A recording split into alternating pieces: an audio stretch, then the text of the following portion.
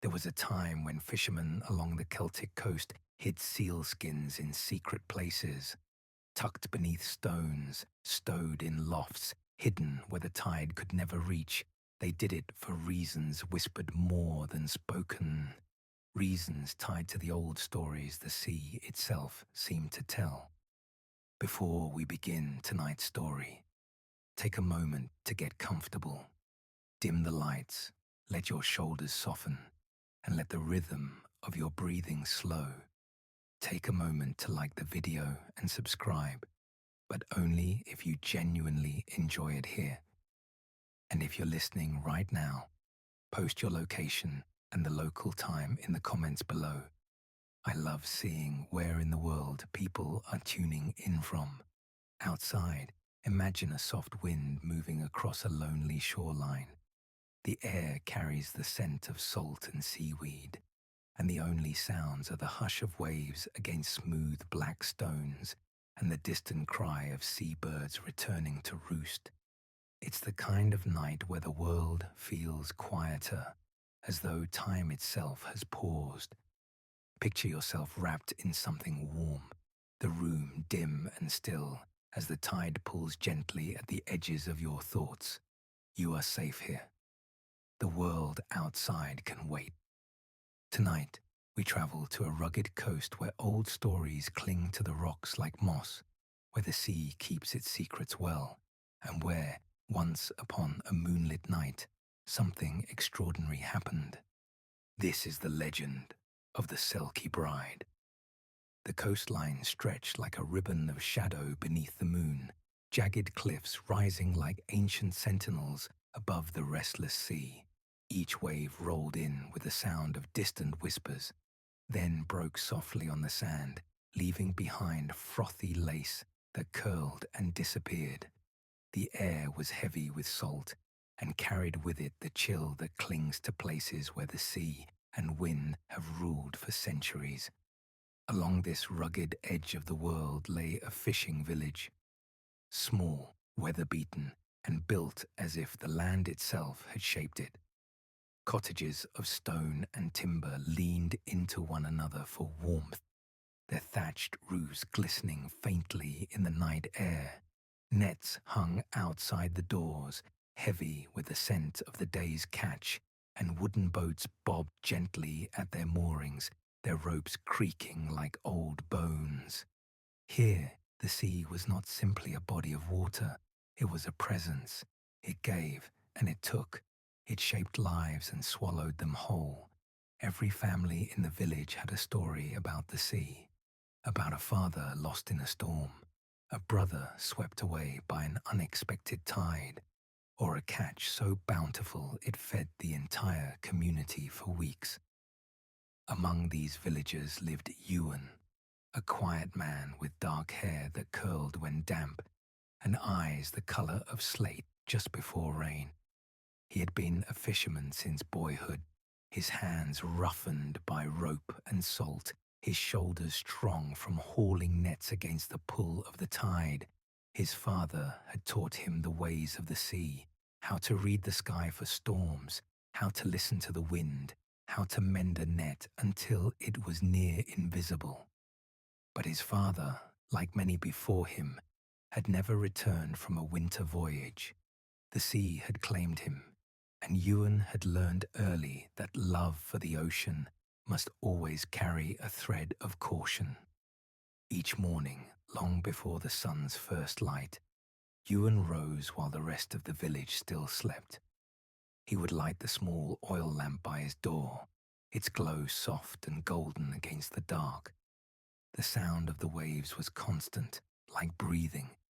He would step into the cold air, pull his woolen cloak tight, and make his way down to the shore where his modest boat awaited. The shore at that hour was a world unto itself. Mist gathered low to the ground, coiling around his boots as he walked. The only sounds were the rhythmic lap of water against wood and the faint calls of gulls not yet fully awake. Ewan would push the boat into the dark water, climb aboard, and row beyond the cove until the village lights were no more than distant flickers. There, alone with the sea, he felt most himself. He fished as his father had taught him, patient and steady. The ocean beneath him was black and unknowable, a world of its own. Sometimes he thought he could hear music rising from the depths, a trick of wind and water perhaps, but something about it always made him pause. Evenings, when the work was done, the village would gather in the common hall. Men would repair nets by lamplight, women would spin wool or prepare salted fish for storage, and the old would tell stories. It was there, near the fire's crackle, that Ewan first heard the tale of the Selkies. "They're not seals, not truly," an elder woman had said, her hands working steadily at her spindle. "They wear the seal's shape like a cloak, but beneath it they are something else. Human, but not. Wild, but not cruel. On certain nights when the moon is full and the tide is low, they come ashore. They shed their skins and dance on the sand as though the sea itself is their song. If you take a Selkie skin, she cannot return to the sea. She must stay bound to you until the day she finds it again." The room had grown quiet, save for the fire's pop. Ewan had listened, though he thought it little more than an old tale meant to pass the time. But that night, lying in his narrow bed, with the window cracked open to the sound of the tide, he thought about it.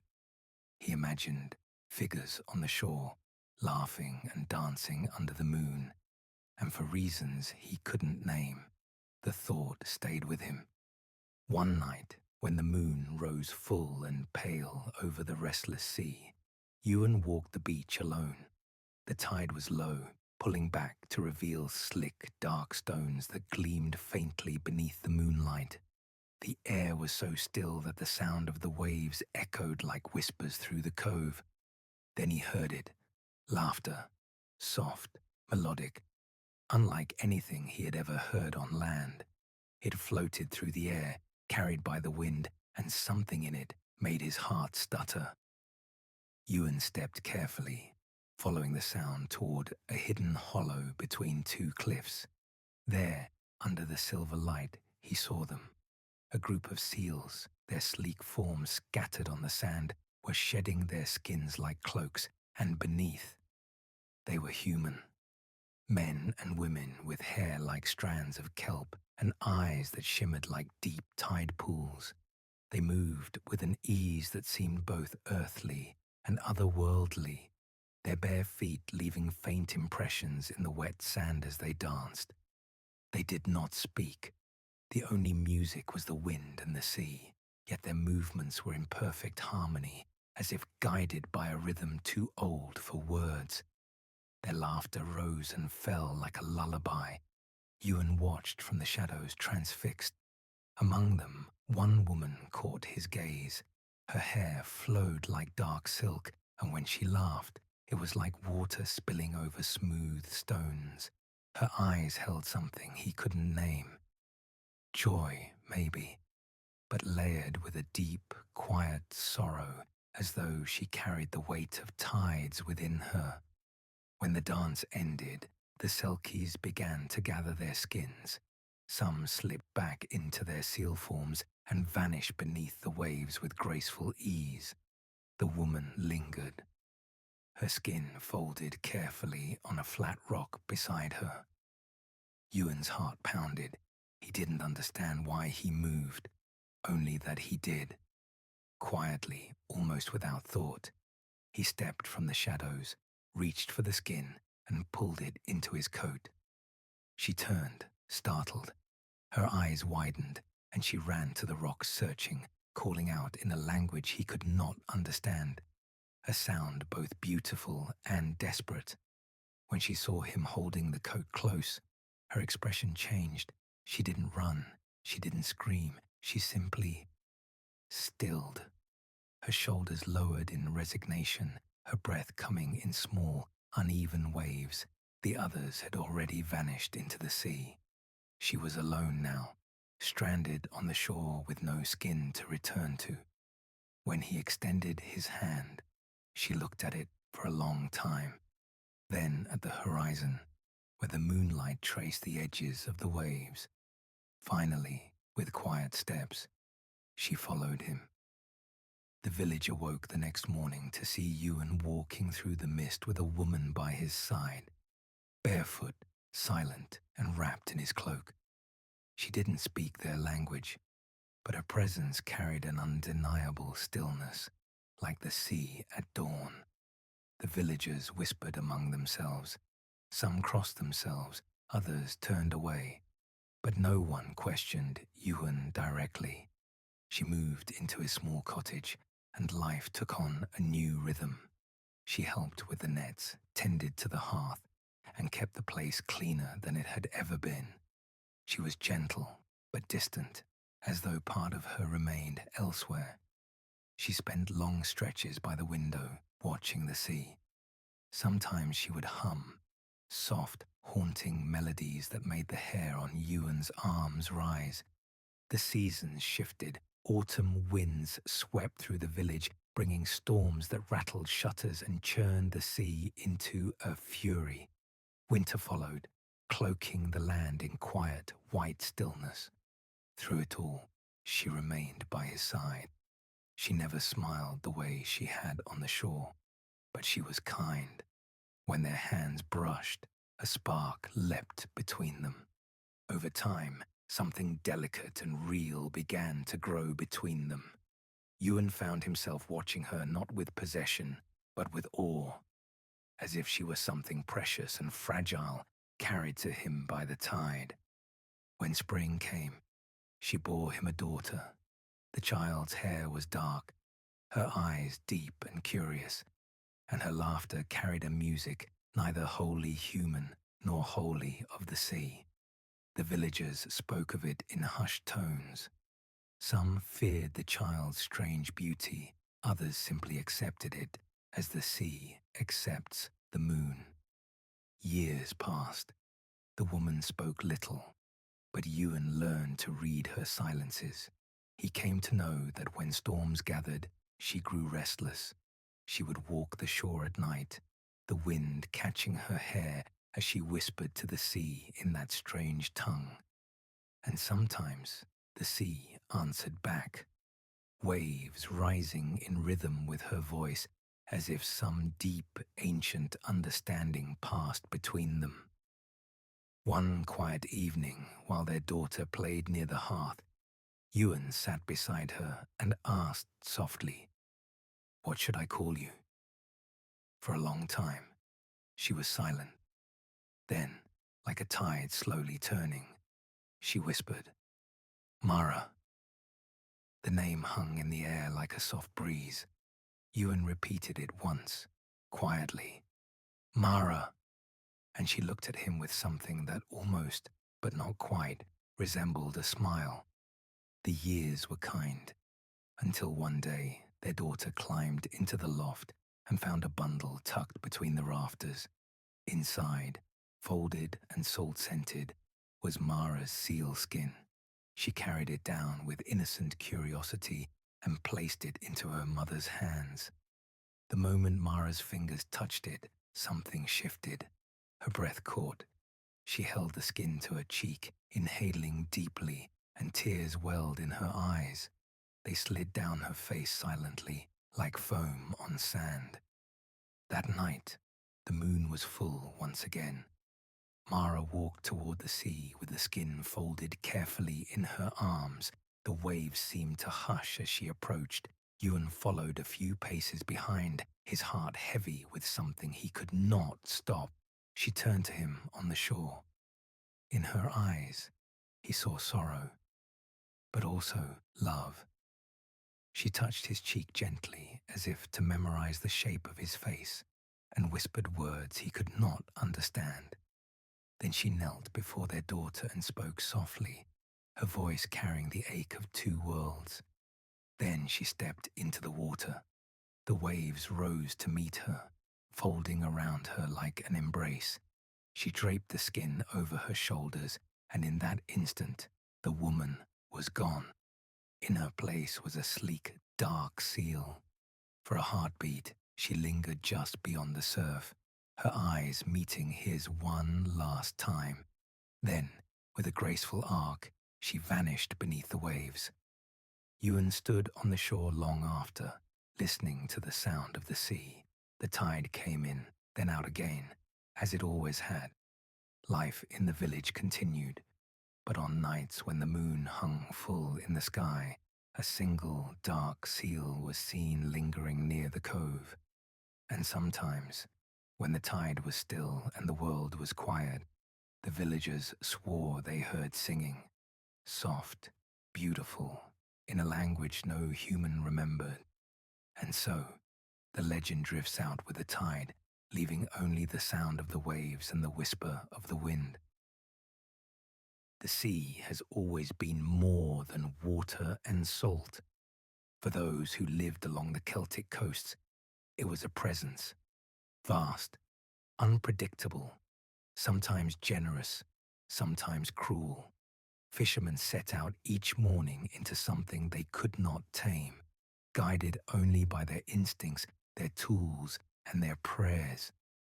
To outsiders, the sea might look calm, but those who depended on it knew how quickly it could change. A clear morning could give way to a storm by midday. A gentle tide could turn into a riptide with no warning. For centuries, these sudden shifts made the ocean feel alive, not just a force of nature, but a willful being with moods and memory. It's no surprise that stories like the tale of Mara, the Selkie Bride, found such fertile ground here. When you spend your life staring into something so deep, so powerful, you begin to believe that something stares back. Even today, if you stand on a cliff in the early hours before dawn, when the mist is thick and the horizon is nothing but shadow, you can almost feel it. The weight of the water, the hush before the wind picks up, that strange sensation that something ancient moves beneath the waves, older than memory itself. For the fishermen who lived centuries ago, this wasn't a poetic thought. It was survival. They read the sea like scripture. They whispered to it like an unpredictable god. And when something unexplainable happened, a sudden squall, a voice in the wind, a glowing light far off the coast, they didn't shrug it off. They told stories. They built legends. Storms along the Celtic coast were not merely weather. They were events, moments that tested not only the strength of boats and nets, but the faith of entire communities. When the horizon darkened and the wind began to howl, a kind of quiet unease settled over the village. It wasn't just the practical fear of being caught at sea. It was something older, almost instinctual, as though the storm carried with it a mind of its own. Fishermen learned to read the sea with a precision born from necessity, the direction of the wind, the sudden absence of birds, the way the water changed color just before the first flash of lightning. Each detail was a sign. Some said that if the gulls fled inland, it meant the sea was warning its own children to take shelter. Others whispered that the storm itself was a living thing, a restless spirit wandering the ocean in search of something lost long ago. When tempests rolled in, it wasn't uncommon for entire families to gather near the shore, lanterns flickering in the wind, scanning the darkness for the faint silhouette of a boat returning home. Mothers clutched shawls around their shoulders, children peered through the rain, and elders murmured old prayers in low voices. These weren't the polished prayers of churches. They were rough, rhythmic phrases passed down through generations, half prayer, half spell. Sailors and fishermen had their own quiet superstitions to keep the storms at bay. Some refused to set sail if they heard a dog howl at dawn. Others tied small tokens to their boats, bits of wool dyed red, smooth stones with holes through them, feathers from seabirds. These talismans were said to confuse malicious spirits, to trick them into following the charm instead of the boat. There were rules, too. Never whistle on a boat, lest you call the winds to mischief. Never rename a vessel, for the sea remembers the name it first knew. And above all, never mock the ocean. That was considered the gravest mistake of all. When the storms finally struck, they did so with a violence that even the oldest mariners couldn't fully predict. Waves taller than cottages crashed against the cliffs. Spray carried inland like fine mist, and the air filled with a roar so constant it became almost otherworldly. Boats vanished. Nets were torn. Men who had set out under calm skies sometimes never returned, their names added to the quiet lists whispered in kitchens and by hearths for years to come. In the aftermath, when the sun emerged and the sea calmed as though nothing had happened, it was difficult not to imagine something deliberate in its behavior. How could something so gentle at dawn become so furious by dusk, only to return to stillness by morning? To the people who depended on it, the sea seemed almost to choose when to be merciful and when to be cruel. So they told stories of Selkies who wept for lost lovers, of phantom ships that appeared just before disaster, of pale lights dancing across stormy waves. They filled the unknown with voices, faces, and intentions because living beside something so vast and unpredictable demanded explanation, even if the explanation belonged to the realm of myth. When the sun finally slipped beneath the horizon and the last streaks of gold faded into the deep blue of evening, the sea changed. It didn't happen all at once. It was gradual, like a long exhale. The waves grew slower, softer, their crests catching the dim light like folds of dark silk. The gulls that had cried overhead all day retreated to the cliffs, their absence leaving behind a kind of hush, a hush so complete that even the smallest sound seemed to carry for miles.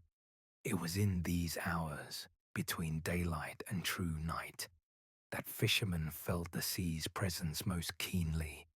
The darkness didn't just cover the water, it settled onto it, as though draping a heavy, invisible cloth across the surface.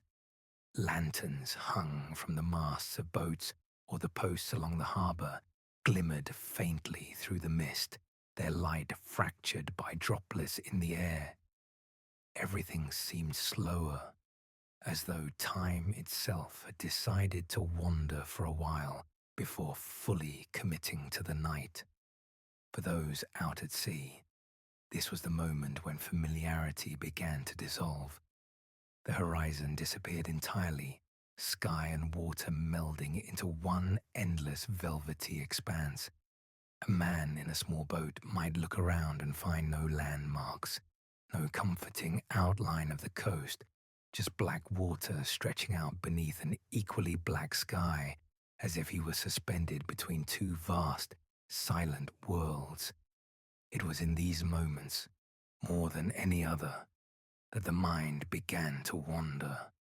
And wandering minds at sea, they noticed things, a sound that wasn't quite wind, a ripple that didn't match the rhythm of the tide, a light in the distance that flickered once, then again, then vanished entirely.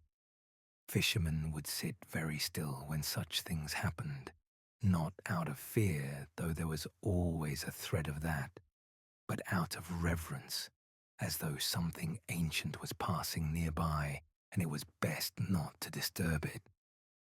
Some spoke of soft whispers that drifted across the water when the air was very still, whispers that rose and fell like distant singing. Others said that the sea itself seemed to breathe at night, inhaling and exhaling with the rhythm of the waves. You could sit in your boat, wrapped in your cloak against the cold, and almost believe the water beneath you was alive, not in the way a fish is alive, but in some deeper, older way. The mist, too, played tricks. It would gather in thick ribbons, coiling and uncoiling, drifting across the surface in slow, ghostly shapes. A lantern's light shining through it would seem to bend, haloing outward like a faint moon. Sometimes the mist would roll in without warning, swallowing boats whole, wrapping them in silence so profound that even the creak of wood sounded strange, as if echoing from far away.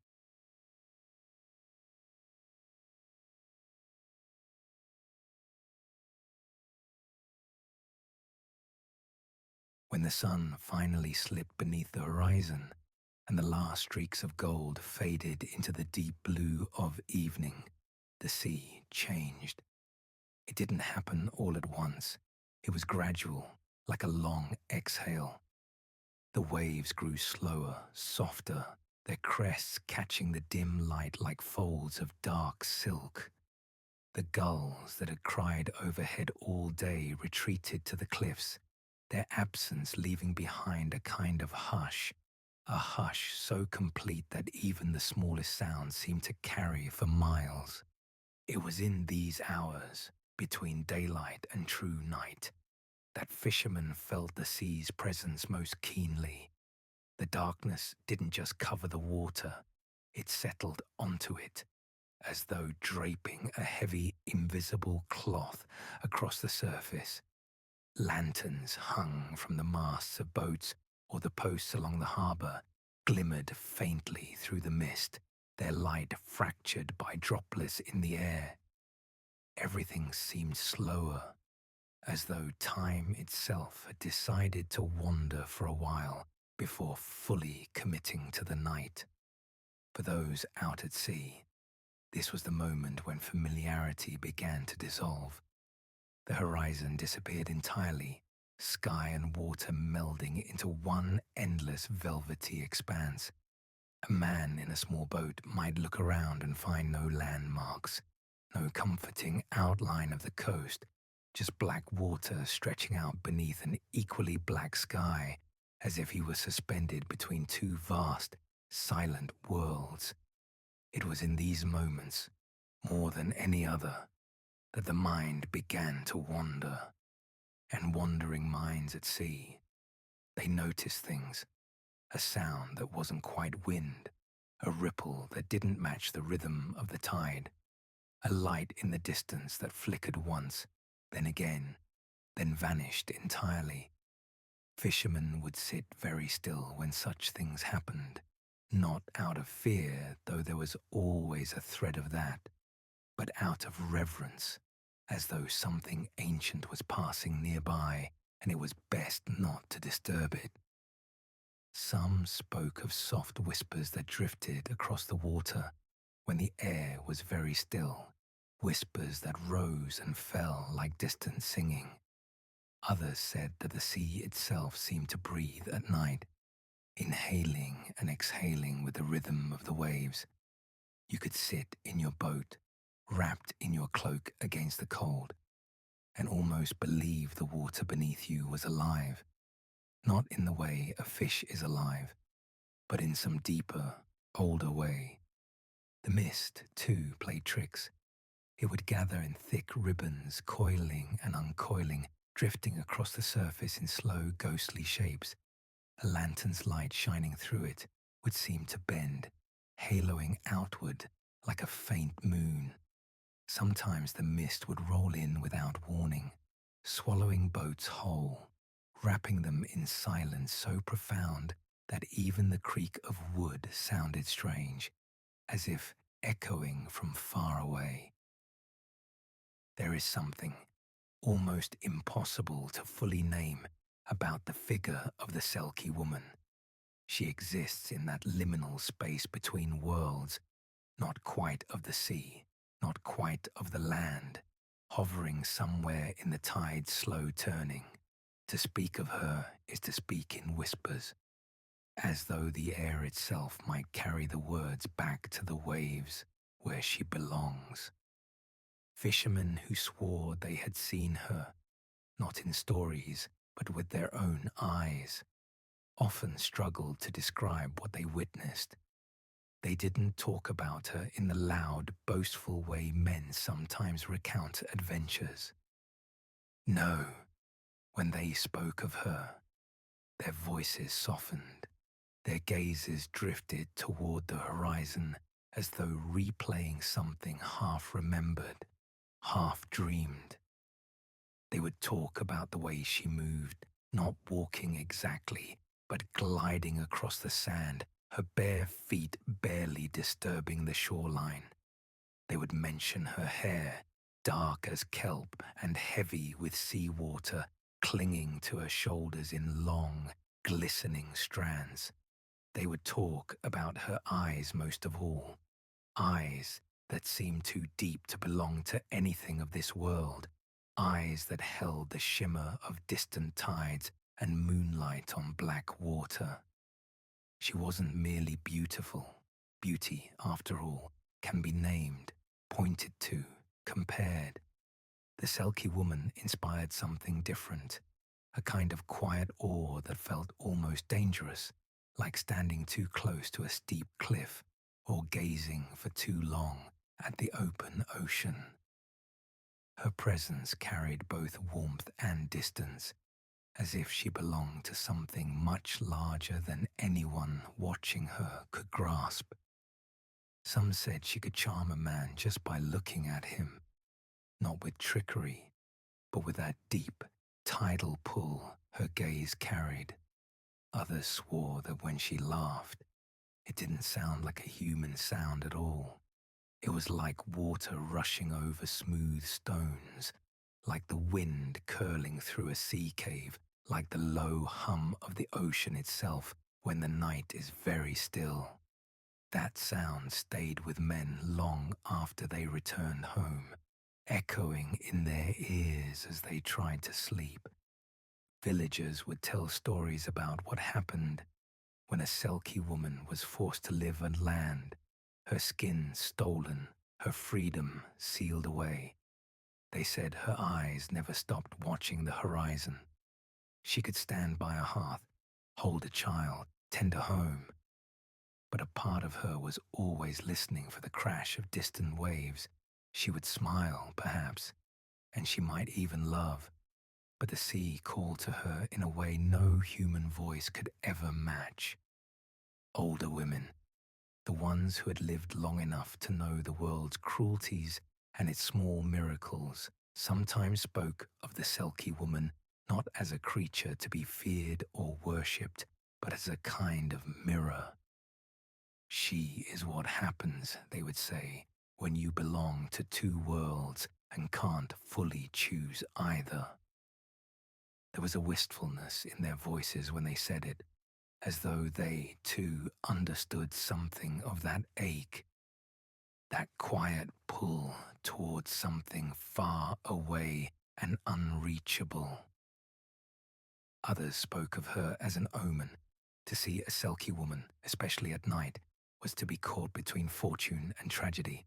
Some believed she brought good catches, fair winds, and safe voyages if treated with respect.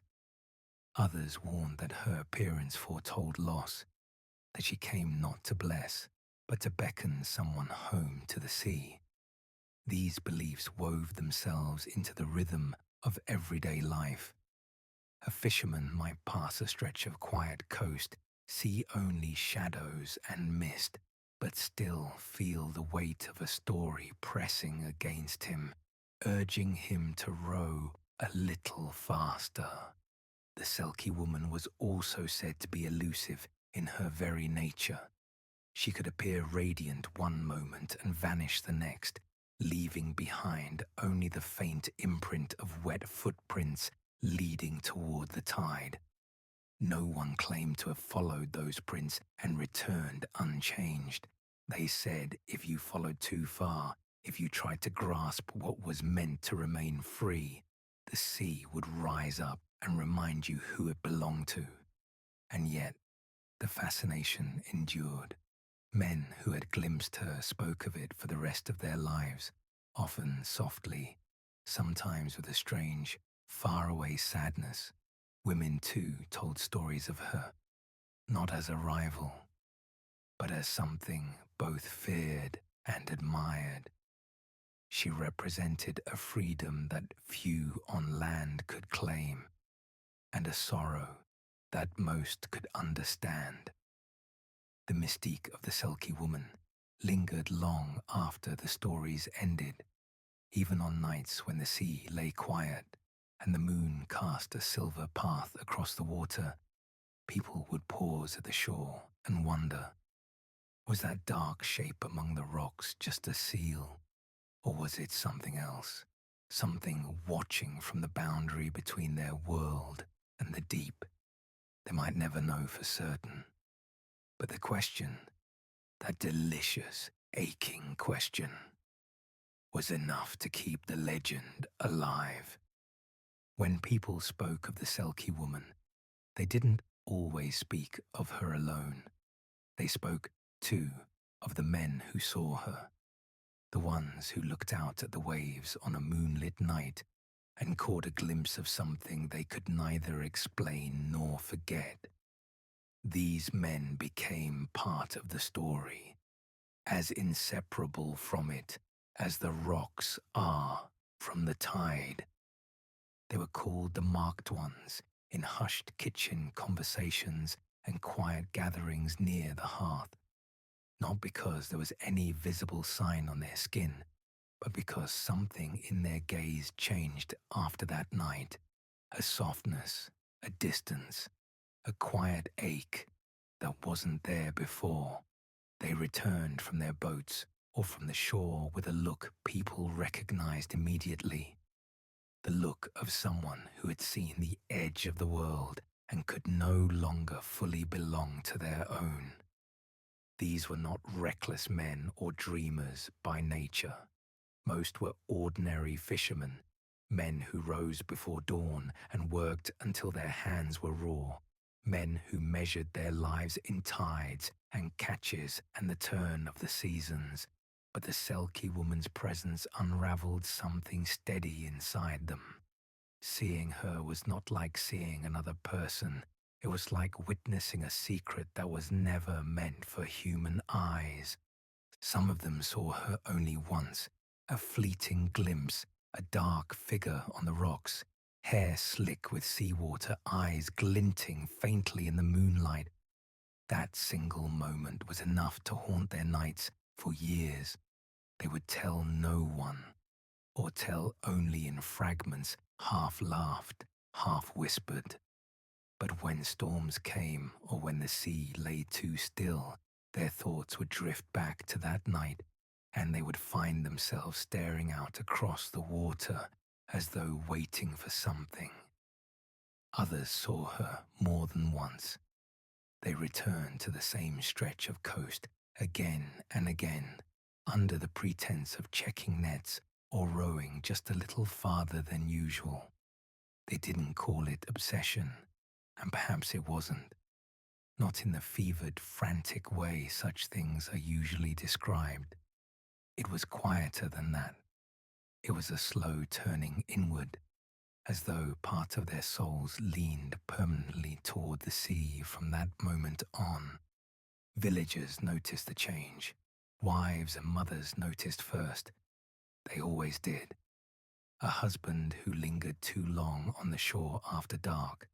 A son whose eyes seemed always fixed on the horizon, his answers growing slower, softer. It wasn't that these men stopped living. They still worked, still laughed at the tavern, still repaired their nets by lamplight. But something inside them belonged elsewhere.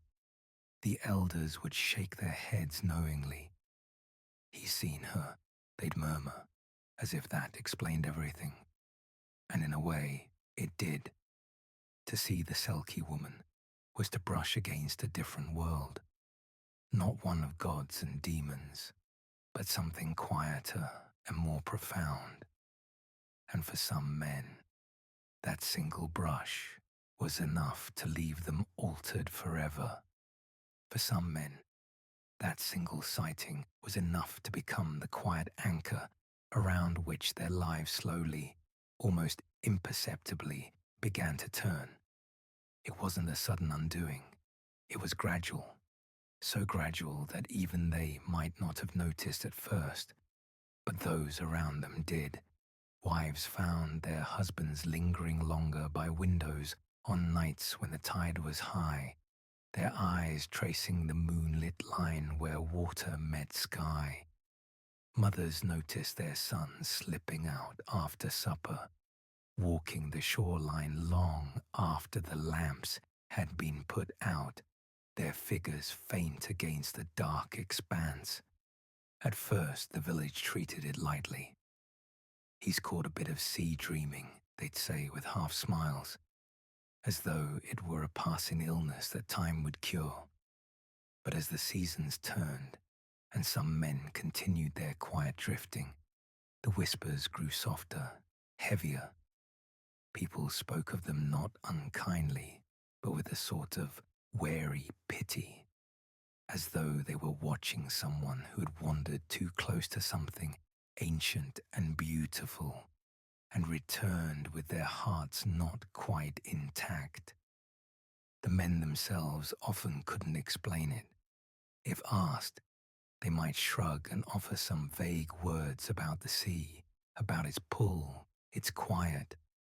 But beneath their casual tone, there was a depth they couldn't quite give voice to. They would lie awake on still nights, hearing phantom laughter carried on the wind, seeing flashes of dark hair and gleaming eyes in the corners of their memory. They would row out farther than necessary, telling themselves it was for the catch, though their nets came back empty more often than before. In some tellings, these men were seen as cursed. They had glimpsed something not meant for mortal eyes, and in doing so, had allowed the sea to place a hook in their hearts, a hook with no visible line, no pull strong enough to drag them under, but persistent enough that they were never fully at ease on land again.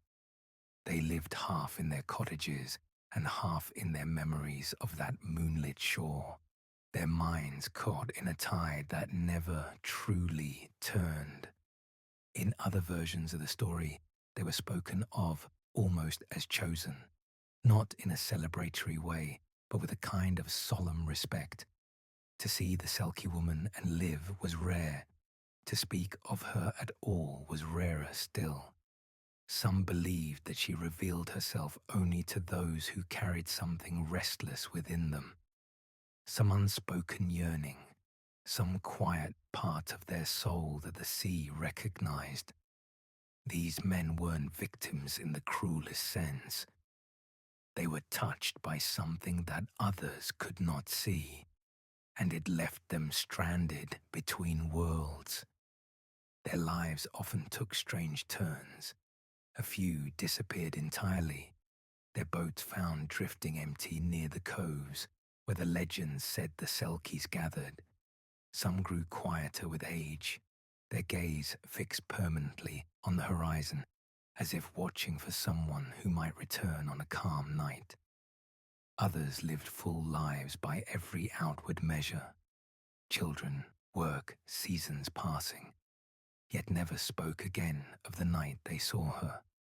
And when they died, their loved ones said they went peacefully, as if the tide that had pulled on their hearts all their lives had finally carried them home. Around hearths and in long winter nights, their stories were told with a mixture of sadness and wonder. The Selkie woman wasn't blamed. She wasn't painted as a cruel seductress in these old coastal tellings, but as something inevitable, like a sudden storm or a strong current. She was what she was, part of the sea's endless mystery, and those who saw her were changed, not by malice, but by proximity to something far beyond themselves. The night has grown still now, and the world beyond these words can wait a little longer. Take a deep breath. Let the calm linger in the corners of the room, like the soft glow of a lantern after the story ends. You are safe. You are warm. Thank you for sharing this quiet moment with me tonight. If you return, there will always be more stories waiting by the fire. For now, close your eyes, let the sea carry you, and sleep well.